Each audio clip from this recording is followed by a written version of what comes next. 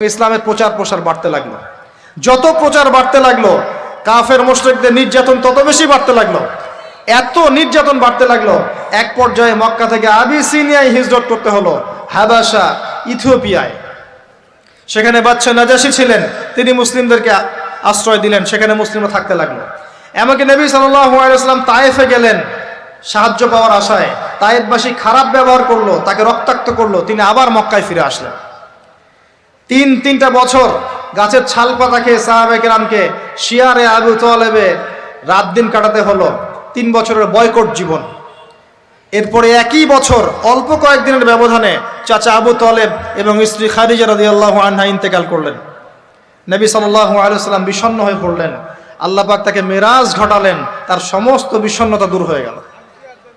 নবী সাল্লাল্লাহু আলাইহি ওয়াসাল্লাম 11তম বর্ষে ইয়াসরিব থেকে আগত 6 জন যুবককে দাওয়াত দিলেন, যাদের নেতা ছিল সাআদ বিন জুরারাহ রাদিয়াল্লাহু আনহু। এই 6 জন ইয়াসরিব মানে মদিনা থেকে এসেছিল, তার ইসলাম কবুল করে আবার মদিনায় ফেরত গেল। তার পরের বছর তারা আরো 6 জনকে নিয়ে আসলো, 6 যোগ 6 মোট 12 জন।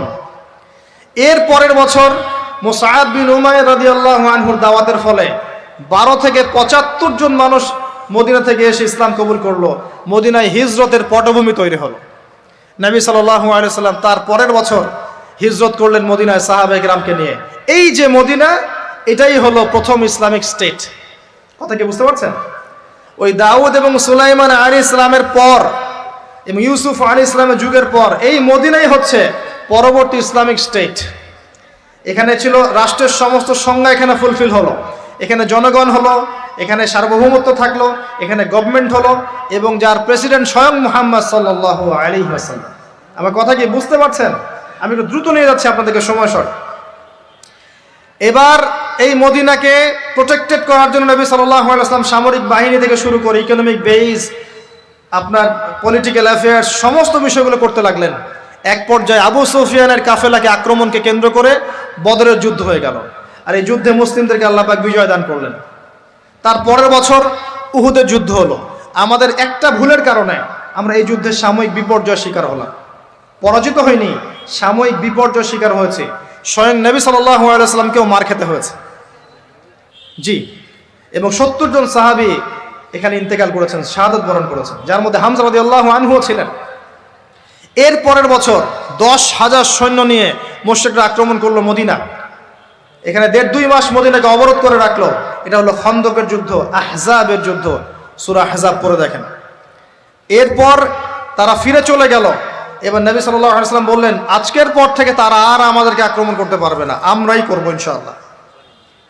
এরপর নবী সাল্লাল্লাহু আলাইহি ওয়াসাল্লাম দাওয়াত বাড়াতে লাগলেন, ইকোনমিক বেস বাড়াতে লাগলেন, সামরিক বিষয়গুলো শক্তিশালী করতে লাগলেন, এবং গোত্রে গোত্রে ইসলামের দাওয়াত পৌঁছে দিতে লাগলেন। এক পর্যায়ে স্বপ্ন দেখলেন তিনি মক্কা তাওয়াফ করছেন। সাহাবীরা বুঝে ফেললেন যে আমরা মক্কায় ঢুকবো। তারা ইহরাম বেঁধে মক্কায় ঢুকতে লাগলেন। প্রতিবন্ধকতা দেওয়া হলো হুদাইবিয়া নামক জায়গায়। হুদাইবিয়া নামক জায়গায় খালিদ বিন ওয়ালিদ, যিনি তখন ইসলাম কবুল করেননি রাদিয়াল্লাহু আনহু, তিনি মুসলিমদেরকে ঠেকিয়ে দিলেন, যাওয়া হবে না। এর ফলশ্রুতিতে এখানে চুক্তি হলো, যেটাকে আমরা হুদাইবিয়ার সন্ধি বলে থাকি। চুক্তির প্রতিটা দফায় বাইরের চোখ দিয়ে মনে হয় যে আমাদের প্রতিকূলে যাচ্ছে, কিন্তু আদতে এগুলো আমাদের অনুকূলে ছিল। কি দফা? 10 বছর আমরা যুদ্ধ করব না, ওকে ডান। তোমাদের কেউ আমাদের দলে আসলে ফিরাই দেওয়া লাগবে, আমাদের কেউ তোমাদের দলে গেলে ফিরাই দিব না, ওকে ডান। এই বছর ওমরা করতে পারবে না, ফেরত যেতে হবে, ঠিক আছে ডান। পরের বছর আসতে হবে, তাও 3 দিনের জন্য বিনা অস্ত্রে, ওকে ডান। সবকিছুই ডান, যাও। এই চুক্তি হয়ে গেল। আল্লাহ পাক আয়াত নাজিল করলেন, ইন্না ফাতাহনা লাকা ফাতহাম মুবিনা। এই চুক্তির মধ্যেই তোমাকে আমি বিজয় দিয়েছি হে নবী সাল্লাল্লাহু আলাইহি ওয়াসাল্লাম। বলেন সুবহানাল্লাহ। কি বিজয় বোঝেন এই জায়গাটা?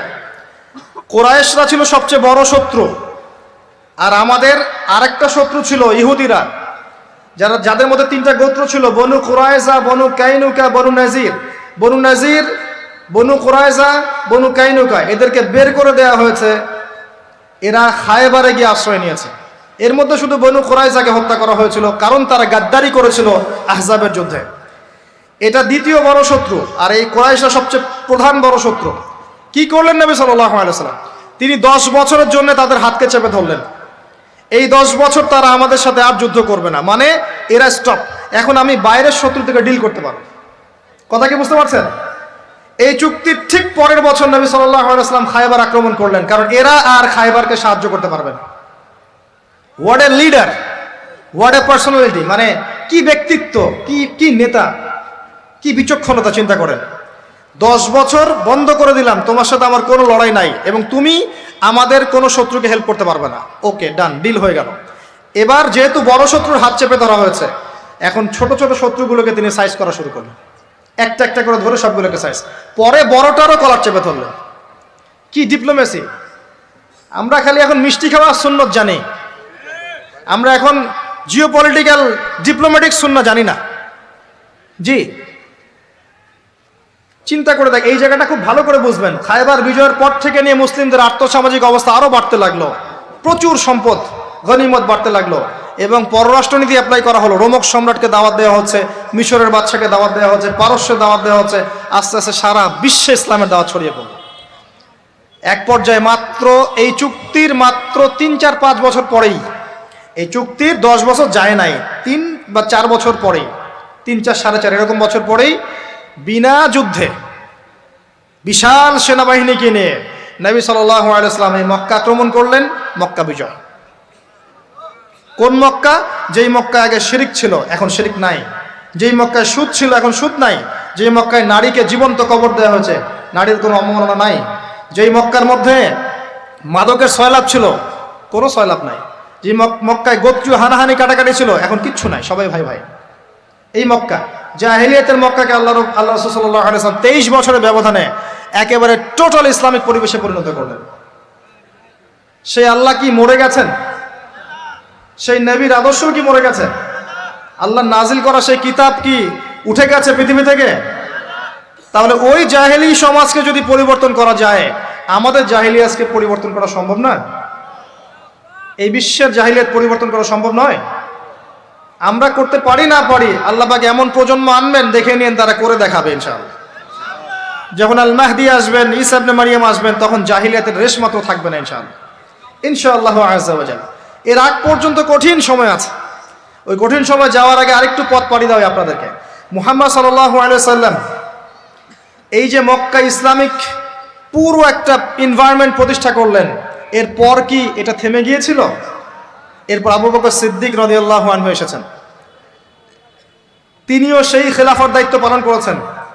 কোন খেলাফা? ফাহকুম বাইনান নাস বিল হক, সূরা সাদ। তারপরে এসেছেন ওমর ইবনে খাত্তাব, আরো 10 বছর, তখন মুসলিমরা অর্ধ বিশ্ব শাসন করেছে। এরপরে এসেছেন উসমান রাদিয়াল্লাহু আনহু, মুসলিমরা আরো বড় বিশ্ব শাসন করেছে।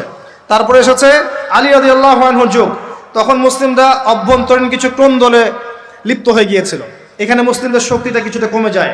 আলী রাদিয়াল্লাহু আনহুকে হত্যা করা হয়েছিল, তাকে চোরাগুপ্ত হামলা চালিয়ে হত্যা করা হয়েছে, ঠিক যেমন ওমর রাদিয়াল্লাহু আনহুকে হত্যা করা হয়েছিল। এরপর কি হয়েছে? এরপর মুসলিমদের মাঝে আস্তে আস্তে ফিতনা বাড়তে শুরু করেছে। একদল মানুষ বের হয়েছে যারা বলেছে যে আলী রাদিয়াল্লাহু আনহু তিনি নবী, নাউজুবিল্লাহ। এরা তাকে নিয়ে এত বেশি বাড়াবাড়ি করেছে যে তারা পথভ্রষ্ট হয়ে গেছে। আরেকদল লোক বের হয়েছে, এরা বলেছে কবিরা গুনাহগার ব্যক্তি হলেই কাফের, একে হত্যা করা লাগবে, এরা হয়ে গেছে খারেজি। আরেকদল লোক বের হয়েছে, এরা বলে তাকদীর বলতে কিচ্ছু নাই। আরেকদল লোক বের হয়েছে যারা বলে যে মানুষের কর্মের কোনো স্বাধীনতা নাই। আরেকদল বের হয়েছে যুক্তি দিয়ে প্রমাণিত হলেই কোরআন সুন্নাহ মানবো, না হলে মানবো না। এরকম করে শিয়া, খারেজি, মুতাজিলা, মুরজিয়া, জাহমিয়া, জাবারিয়া, কাদারিয়া, কত যে দল বের হয়েছে, আস্তে আস্তে আস্তে আস্তে উম্মাত বিভক্ত হতে শুরু করেছে। এই সময়ে ইমামগণ আবির্ভূত হয়েছিলেন, মুহাদ্দিসগণ আবির্ভূত হয়েছিলেন, তারা সংস্কারধর্মী কাজ অব্যাহত রেখেছিলেন। এভাবে আস্তে আস্তে মাযহাবগুলো গড়ে উঠেছে, হাদিসের কিতাবগুলো আমরা পেয়েছি, সভ্যতা এগিয়ে গেছে। আগাতে আগাতে এক পর্যায়ে উমাইয়ারা শাসন নিয়েছে। উমাইয়ারা প্রায় 132 বছর এই উম্মাকে লিড দিয়েছিল। তখন ইসলামী খেলাফা একটা শেল ছিল, একটা শেল, যদিও তারা ভিতর থেকে ফাসেক হয়ে গিয়েছিল, কিন্তু একটা শেল ছিল 132 বছরের মতো। ইসলাম এগিয়ে গেছে, সভ্যতা এগিয়ে গেছে, সভ্যতা রোমকরা দিয়েছে, সভ্যতা মুসলিমরা দিয়েছে, সভ্যতা এগিয়ে গেছে। এরপরে আব্বাসীয় খেলাফত এসেছে, প্রায় 500-550 বছর, 550 বছর তারা পৃথিবী শাসন করেছে। আব্বাসীয়দের সময় মুসলিমদের ভিত যখন দুর্বল হয়ে যায়, তখন মঙ্গোলিয়ানরা আব্বাসীয়দেরকে আক্রমণ করেছিল এবং 40 দিনের ব্যবধানে 20 লাখ মুসলিমকে হত্যা করেছে। যখনই আল্লাহ পাকের ওই সুন্নাহ, যখনই মুসলিমরাও, অমুসলিমরা তো আছেই, মুসলিমরাও যদি আল্লাহর বিধান থেকে সরে গিয়েছে, আল্লাহ পাক ওদেরকেও সরিয়ে দিয়েছেন, নতুন সম্প্রদায় নিয়ে এসেছেন। এটাই সভ্যতার সংকট। আবার কথাটা ভালো করে বোঝেন, অমুসলিমদের কথা বাদ দেন। মুসলিমরা যখন দায়িত্ব পেয়েছে মুহাম্মদ সাল্লাল্লাহু আলাইহি ওয়াসাল্লামের সময় থেকে নিয়ে, তখন মুসলিমরাও যদি আল্লাহ এবং তার রাসূলের অবাধ্যতা করেছে, আল্লাহ পাক মুসলিমদেরকেও সরিয়ে দিয়েছেন, অন্য নতুন প্রজন্মকে নিয়ে এসেছেন। এটা আল্লাহর সুন্নত, মনে রাখবেন। আব্বাসীয়রাও সরে গেছে, এদিকে দায়িত্ব চলে আসলো মামলুকদের হাতে। মামলুক মানে দাস। ইলতুৎমিশের নাম শুনেছেন? নাম শোনেন নাই? তারা যখন ক্ষমতা নিয়েছেন, কুতুবউদ্দিন আইবেক নাম শোনেন নাই? কুতুব মিনার, তারা মামলুক ছিলেন, তাদের হাতে আল্লাহ পাক ক্ষমতা দিয়েছেন। মিশরের এই মামলুকরা বিশ্ব চালিয়েছে কিছুদিন, কর্ডোভার মুসলিমরা শাসন করেছে কিছুদিন, মাঝখান থেকে ফাতেমিরা খেলাফত নিয়েছিল কিছুদিন। তারপরে যখন চতুর্মুখী ক্রুসেডগুলো হচ্ছিল, ক্রুসেডারদের আক্রমণ বেশি হচ্ছে, মঙ্গোলিয়ানদের আক্রমণ বেশি হচ্ছে, তখন আল্লাহ পাক উসমানীয় খেলাফত নিয়ে এসেছেন। এই যে দেখছেন না কুরুলুস উসমান, দেখেছেন না কুরুলুস? তারপরে যে আর্তুগরুল দেখেছেন না? এগুলো হিস্ট্রি পড়বেন। আর্তুগরুল গাজীর ছেলে কুরুলুস, কুরুলুস তো বীরত্বের কথা। উসমান গাজী, তার হাত ধরে অটোমান এম্পায়ার প্রতিষ্ঠা হয়েছে। কত বছর শাসন করেছে তারা? কত বছর? তারও বেশি, 600+ তারা শাসন করেছে। এদের মধ্যেও প্রথম দিকে শক্তি ছিল, ক্ষমতা ছিল। আস্তে আস্তে এরা দুনিয়া পূজারি হয়, ক্ষমতা চলে যায়। একই সুন্নাহ, সভ্যতার এই টোটাল সংকটের চিত্র একই। যখনই মানব জাতি আল্লাহর বিধান মেনেছে, রাসূলের আনুগত্য করেছে, আল্লাহর দেখানো পথে চলেছে, আল্লাহ দুনিয়াতে সম্মান দিয়েছেন, পরকালে জান্নাত দিয়েছেন। আর যখনই কোনো জাতি হোক, সেটা মুসলিমরাও, যখনই আল্লাহর বিধান মানে নাই, রাসূলকে মানে নাই, প্রবৃত্তির আনুগত্য করেছে, তখন আল্লাহ রাব্বুল আলামিন তাদেরকে সরিয়ে দিয়েছে। এখন ওসমানীয়দের পতন হয়ে গেল ফার্স্ট ওয়ার্ল্ড ওয়ারের পরে, প্রথম বিশ্বযুদ্ধের পরে। এটা একটা বিস্ময়কর বিষয়। দুইজন ব্যক্তির হত্যাকাণ্ডকে কেন্দ্র করে আস্তে আস্তে যুদ্ধে জড়িয়ে যাচ্ছে অস্ট্রিয়া হাঙ্গেরি, তারপরে এদিকে আপনার সোভিয়েত ইউনিয়ন, জার্মানি, এদিকে ব্রিটেন, পরে আসছে আমেরিকা, এদিকে ফ্রান্স। সবাই মারামারি করতে করতে করতে 4-5-6 বছরের ব্যবধানে দেখলেন যে আপনি মাশাআল্লাহ 3-4 কোটি মানুষ মরে শেষ। First world war history. আবার ওই একই চেতনা থেকেই হিটলার চিন্তা করছিল যে আমার হারানো জায়গাগুলো ফিরে পেতে হবে। একটা এক্সট্রিম জাতীয়তাবাদের চেতনায় সে পরবর্তীতে আবার জার্মানদেরকে ঐক্যবদ্ধ করতে থাকে। অভ্যন্তরীণ বিষয়গুলোকে ডিল করার পরে সে যখন পলিটিক্যাল ক্ষমতায় যায়, সে তখন ওই হারানো জায়গাগুলো ফিরে পাওয়ার চেষ্টা করতে থাকে, সামরিক বাহিনী শক্তিশালী করতে থাকে। এক পর্যায়ে পোল্যান্ডকে আক্রমণ করাকে কেন্দ্র করে ব্রিটেন এবং এই ফ্রান্স এর সাথে আবার জার্মানির কলিশন শুরু হয়ে যায় দ্বিতীয় বিশ্বযুদ্ধ। দ্বিতীয় বিশ্বযুদ্ধ হতে হতে এক পর্যায়ে আমেরিকা জয়েন করে, এদিকে জাপান জয়েন করে, আস্তে আস্তে অটোম্যানরাও জড়িয়ে পড়ে। এই যে অটোম্যানরা, তার আগেও তারা জড়িয়েছে আপনার ফার্স্ট ওয়ার্ল্ড ওয়ারে, তারা ফার্স্ট ওয়ার্ল্ড ওয়ারেই জড়িয়েছে, সেকেন্ডটাতে আসলে ওদের তেমন কোনো অস্তিত্ব ছিল না। আস্তে আস্তে জড়িয়ে পড়তে পড়তে ওই যে হিরোশিমা নাগাসাকির বোমাবাজি দিয়ে যুদ্ধ শেষ হয়, সারেন্ডার করে।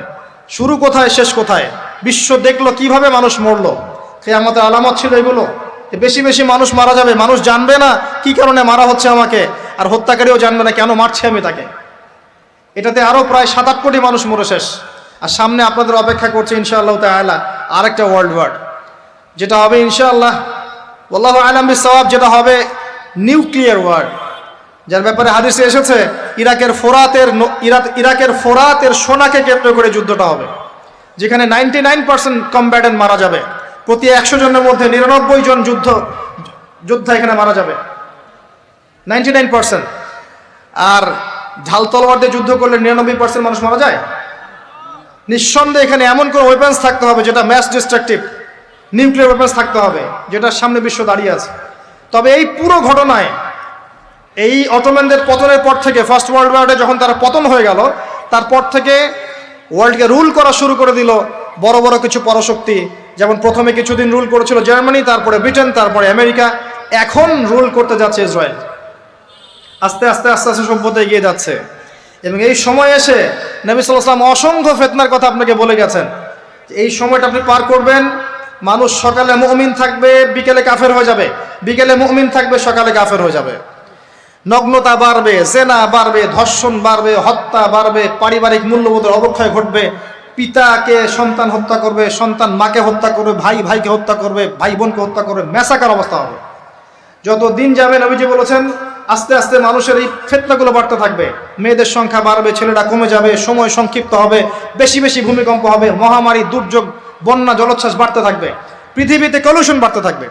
যতদিন যাবে সভ্যতা এভাবে সংকটময় অবস্থার দিকে যেতে থাকবে এবং এমন একটা অবস্থায় গিয়ে দাঁড়াবে যে ওয়ার্ল্ডটা দুভাগে বিভক্ত হয়ে যাবে, এক ভাগ মুসলিমদের, আরেক ভাগ অমুসলিমদের। আর আল্লাহ পাক তাদের মাঝেই কলুষণ লাগিয়ে দিবেন এবং এর মধ্য দিয়ে আল্লাহ পাক সভ্যতাগুলোকে ধ্বংস করে দেবেন ইনশাআল্লাহু আযজা ওয়া জাল্লা। যারা জিও পলিটিক্স বোঝে না ওদেরকে গিয়ে বলবেন যে ইউক্রেন রাশিয়ার বিষয়টা কি, তারা বলবে ইউক্রেনের উপর আল্লাহর গজব পড়েছে, ব্যাস, দ্যাটস অল। কিন্তু এই পুরো বিষয়গুলোর পিছনে যে একজন কলকাঠি নাড়ছে এটা তো তারা তাদের ইনসাইড দিয়ে দেখতে পাচ্ছে না। ফার্স্ট ওয়ার্ল্ড ওয়ারের পরে সবার ক্ষতি হয়েছে, একটা রাষ্ট্রের লাভ হয়েছে। কে তারা? যাদের কোনো ল্যান্ড ছিল না, 2000 বছর উদ্বাস্তুর মতো ঘুরেছে। প্রথম বিশ্বযুদ্ধের পরে এই ওয়ার্ল্ডের সিম্পেথি নিয়ে জেরুজালেম দখল করে ফেলেছে, আমাদের মাদেরকে বোনদেরকে নির্বিচারে হত্যা করেছে, ধর্ষণ করেছে, ভাইদেরকে বের করে দিয়েছে, আমাদের জমি তারা দখল করে নিয়েছে। ব্যাপারটা অনেকটা এমন যে আমার ঘরে একটা মেহমান এসেছে, দরজা নক করছে, আমি দরজা খুলে দিলাম, বললাম আসেন ভিতরে বসেন, নাস্তা করেন, চা খান। তারপরে সে জোর করে আমাকেই বের করে দিল, দিয়ে দরজা বন্ধ করে দিল। দরজা বন্ধ করে দিয়ে আমি এখন দরজা বাইরে থেকে নক করছি, আমার ঘর আমাকে ফেরত দেন, আর সে বলছে এ হচ্ছে সন্ত্রাসী, আমার ঘর ফেরত চাচ্ছে। এবং সারা ওয়ার্ল্ডের যত মেইন বিষয়গুলো আছে, আপনার পলিটিক্স বলেন, ইকোনমিক্স বলেন, জিও পলিটিক্স বলেন, আপনার ফাইন্যান্স বলেন, মিডিয়া প্রযুক্তি বলেন, অস্ত্রশস্ত্র বলেন, সব কিছু সে নিয়ন্ত্রণ করছে সেই শুরু থেকেই। তারপর সেকেন্ড ওয়ার্ল্ড ওয়ারের পরে সে আরও শক্তিশালী হয়েছে, প্রথমে ব্রিটেনের হাত ধরে, পরে আমেরিকার হাত ধরে। এখন সে তার সর্বোচ্চ শক্তিটা প্রয়োগ করবে ইনশাল্লাহ দেখে নিয়ে, এবং আস্তে আস্তে সে আরও এত শক্তিশালী একটা জায়গায় আসবে যে তাকে ডমিনেট করা আর কারো পক্ষে পসিবল হবে না। এটা হবে, এবং এরাই তারা যারা মাসিহুদ দাজ্জালকে ফলো করবে এবং দাজ্জাল সারা বিশ্ব শাসন করবে, কেউ তাকে ঠেকাতে পারবে না। আর বিগত 70 বছরে যখন তারা এই কাজগুলো করেছে, তখন আমরা কি করছিলাম? আমরা ওই যে একে অপরের ভুল ধরছিলাম, আমরা একে অপরের বিরুদ্ধে লিখছিলাম, একে অপরকে আমরা আন্ডারস্টিমেট করছিলাম, আমরা হালুয়া খাচ্ছিলাম, কিছু কিছু সময় জিলাপি খোরমা খাচ্ছিলাম। হ্যাঁ, আমরা একে অপরে কাদা ছোড়াছড়ি করতে করতে সময় নষ্ট করেছি, বিভিন্ন চেতনা স্লোগান দিয়ে দিয়ে আমরা আস্তে আস্তে সময়গুলো নষ্ট করেছি। এবং এই সময়গুলোতে ইসলামের শত্রুরা কত উঁচুতে চলে গেছে আপনি কল্পনা করতে পারবেন। এখন সামনে কি? সামনে আগে এগুলোর ফল ভোগ করার জন্য প্রস্তুতি গ্রহণ করে। বিশ্ব আর এই অবস্থা থাকবে না ইনশাআল্লাহ আযজা ওয়া জাল। আস্তে আস্তে বিশ্ব সংক্ষিপ্ত হবে, ম্যাসাকার হবে, ফিতনা বাড়বে, মানুষের সংখ্যাও কমবে আশা করা যাচ্ছে, যুদ্ধ বিগ্রহও বাড়বে। আস্তে আস্তে পৃথিবী তার শেষ সীমার দিকে যাবে। তবে এতটুকু এনশিওর করতে পারি, আল্লাহ রাব্বুল আলামিন মুসলিমদের মধ্য থেকে কিছু ইমানদার মানুষকে অবশিষ্ট রাখবেন ইনশাআল্লাহ। আল্লাহ কাকে রাখবেন, কার সন্তান, কার বাবা, কার সন্তান, কার ভাই, কার বোন, আল্লাহ ভালো জানেন। নবীজি এটাও বলেছেন, শোনেন, নবীজি এমনভাবে বলেছেন যে 10 জন ঘোর সাওয়ার খোঁজ খবর নিতে যাবে দাজ্জাল বের হয়েছে কিনা, আমি ওই 10 জনের নামও জানি, তাদের বাবার নামও জানি। তার মানে নবী সাল্লাল্লাহু আলাইহি ওয়াসাল্লামকে কি জানানো হয়নি? তার মানে এমন কিছু আল্লাহর বান্দা থাকবেন যারা এই জামানাতেও টিকে থাকবে, ঈমান নিয়ে টিকে থাকবে ইনশাআল্লাহ। কারা? যারা নিঃসন্দেহে আকীদা ঠিক করবে, আমল ঠিক করবে, আত্মশুদ্ধি অর্জন করবে, যাদের পারিবারিক আদর্শ সুন্দর থাকবে, যারা হালাল খাবে, যারা হারামে লিপ্ত হবে না, যারা আদর্শ পরিবার গড়বেন, পরবর্তী প্রজন্মকে ঠিকঠাক মতো গড়ে তুলবে, যারা তাজকিয়া অর্জন করবে, জানা অনুযায়ী আমল করবে, পরিপূর্ণ ইসলাম যারা পালন করার চেষ্টা করবে, আল্লাহ পাক হয়তো তাদেরকে অবশিষ্ট রাখবেন ইনশাআল্লাহ তাআলা, যেটা সো ভেরি ডিফিকাল্ট। আল্লাহ পাক এরকম অবস্থায় দেখবেন আল মাহদিকে বের করবেন। তবে মাহদি ল্যাম্প নিয়ে খোঁজার কোনো দরকার নাই। কত বছর পর আসবে, কবে আসবে, কি হবে না হবে, এইসব ননসেন্স প্রশ্ন করার কোনো প্রয়োজন নেই। আপনি জেনে রাখেন যে এইগুলো হবে, এবং আপনি ব্যক্তিগতভাবে আপনার প্রাথমিক কাজগুলো করেন। প্রাথমিক কাজ পড়াশোনা, আমল করা, রিজিকের হালাল ব্যবস্থা করা, পারিবারিক মূল্যবোধ ঠিক করা, দিনের দাওয়াতি কাজ করা, আস্তে আস্তে করেন। আপনাকে অত বড় চিন্তা করতে হবে। বেসিক ঠিক করেন। আসবেন তিনি যখন আসার, কখন আসবেন সেটা আমাদের জন্য ল্যাম্পো দিয়ে খোঁজার কোনো সাবজেক্ট না। তবে তিনি যখন আসবেন তখন তিনি উম্মার দায়িত্ব নেবেন এবং তার হাতে আল্লাহ পাক বিজয় দিবেন ইনশাআল্লাহ। তবে তার বিজয় অর্জনের পর মাসিহুদ দাজ্জাল মানুষের রূপে আত্মপ্রকাশ করবে, তাকে তিনি ডিফিট করতে পারবেন না। সে এত বেশি শক্তিশালী হবে দাজ্জাল, তাকে ডিফিট করা যাবে না। তখন আল্লাহ পাক ঈসা ইবনে মারিয়ামকে পাঠাবেন সিরিয়ার দামেস্কের সাদা মিনারের উপরে। ফেরেশতার পাখায় ভর দিয়ে তিনি নামবেন, চুল দিয়ে টপটপ করে পানি পড়তে থাকবে এবং তাকে দেখা মাত্রই দাজ্জাল দৌড়ানো শুরু করবে। প্যালেস্টাইনের বাবেলুদ নামক জায়গায় তিনি মাসিহুদ দাজ্জালকে হত্যা করবেন। এরপরে তিনি জেরুজালেম থেকে ওই দাউদ এবং সুলাইমান আলাইহিস ইসলামের সেই খিলাফা আবারও বাস্তবায়ন করবেন ইনশাআল্লাহ তাআলা। 40 বছর এটা থাকবে, তারপর তিনি আবার ইন্তেকাল করবেন, তাকে দাফন করা হবে মুহাম্মদ সাল্লাল্লাহু আলাইহি ওয়াসাল্লামের কবরের পাশে। তারপরে সভ্যতা আরো আগাবে এবং মানুষ আবারও খারাপ হওয়া শুরু করবে। পৃথিবীতে একটা মানুষ থাকবে না যে লা ইলাহা ইল্লাল্লাহ বলতে জানে, একটা ব্যক্তি থাকবে না যে আল্লাহ শব্দ বলতে জানে। ওদের সামনে পশ্চিম দিক থেকে সূর্য উঠবে ইনশাআল্লাহ, ওই দিন কিয়ামত হয়ে যাবে। পৃথিবীর সামনে ধ্বংস অপেক্ষা করছে। সভ্যতা যেভাবে শুরু হয়েছে আস্তে আস্তে আস্তে আস্তে সেই শেষের পরিণতির দিকেই ফিরে যাবে। মাঝখানে কিছু সময় আপনার হাতে আছে, আমার হাতে আছে। আল্লাহ পাক হায়াত দিয়েছেন হয়তো 30, 40, 50, 60, 100 বছর হাইয়েস্ট, এতটুকুই সময়। সিরিয়াসলি নিজের লাইফটাকে নেন, ফিকির করেন আপনি কি করতে যাচ্ছেন। এত বড় স্কেলে আপনাকে চিন্তা করতে হবে না। আমি যতগুলো কথা বলেছি আমি পুরো হিস্ট্রিটা আপনাকে বলার চেষ্টা করছি অল্প সময়ের মধ্যে। তো এত বড় বড় বিষয় সবাইকে চিন্তা করতে হবে না। সাধারণ মুসলিম হিসেবে আমাদেরকে বেসিক জিনিসগুলো ঠিক করতে হবে। দিনের জ্ঞান অর্জন করা, জানা অনুযায়ী আমল করা, আলেম ওলামার কাছে যাওয়া, আত্মশুদ্ধি অর্জন করা, পারিবারিক মূল্যবোধগুলোকে ঠিক করা, একটু পর্দার চর্চা করা, তালিম করা, একটু তাওহীদ শেখা, একটু সুন্নত শেখা, প্রফেটিক লাইফস্টাইল ফলো করা, আপনার সন্তানদেরকে ভালোভাবে মানুষ করা, এই বেসিক কাজগুলো করতে থাকেন। সবাইকে আল্লাহ পাক সব দায়িত্ব দেন নাই। যাকে আল্লাহ পাক যে সেক্টরে রেখেছেন সে সেভাবেই দিনের খেদমত করবে ইনশাআল্লাহ তাআলা। তবে আমরা বুঝতে পারছি ওয়ার্ল্ডের সামনে সভ্যতার একটা ভয়ঙ্কর সংকট অপেক্ষা করছে। এই সংকটটা এত ভয়ঙ্কর হতে পারে যেটা মানব জাতি কল্পনা করতে পারবে না। আমরা আল্লাহর কাছে দোয়া করব আল্লাহ পাক যেন যত ভয়ঙ্কর সিচুয়েশনই হোক না কেন আমাদেরকে যেন ঈমান এবং আমলের হালতে রাখেন, ওই হালতেই মৃত্যু দেন। আল্লাহ পাক আমাদের দোয়া যেন কবুল করেন, আমিন। এবং আমাদেরকে দ্বারা যদি কোনো কাজ না হয়, দিনের কোনো খেদমত না হয়, আল্লাহ পাক আমাদেরকে সরিয়ে দিয়ে এমন যেন প্রজন্ম নিয়ে আসেন যারা তাদের জান মাল সময় শ্রম দিয়ে আল্লাহর জমিন আল্লাহ দিন প্রতিষ্ঠার চেষ্টা করবে ইনশাআল্লাহ তাআলা। আল্লাহ পাক আমাদের সবাইকে আলোচনা বোঝার তৌফিক দান করুন, সভ্যতার সংকটগুলো ধরার তৌফিক দান করুন, এর মূলনীতিগুলো বোঝার তৌফিক দান করুন, জ্ঞান অর্জন করে আমল করার তৌফিক দান করুন। আল্লাহ পাক আমাদের সবাইকে হালাল রিজিক খাওয়ার তৌফিক দান করুন, আদর্শ পরিবার গড়ে তোলার তৌফিক দান করুন। আল্লাহ পাক আমাদের প্রশাসন, সরকার, আমাদের জনগণ সবাইকে হেদায়েত দান করুন। আল্লাহ পাক সবার মাঝে হৃদ্যতা ভালোবাসা দিয়ে দিন। আমরা সবাই যে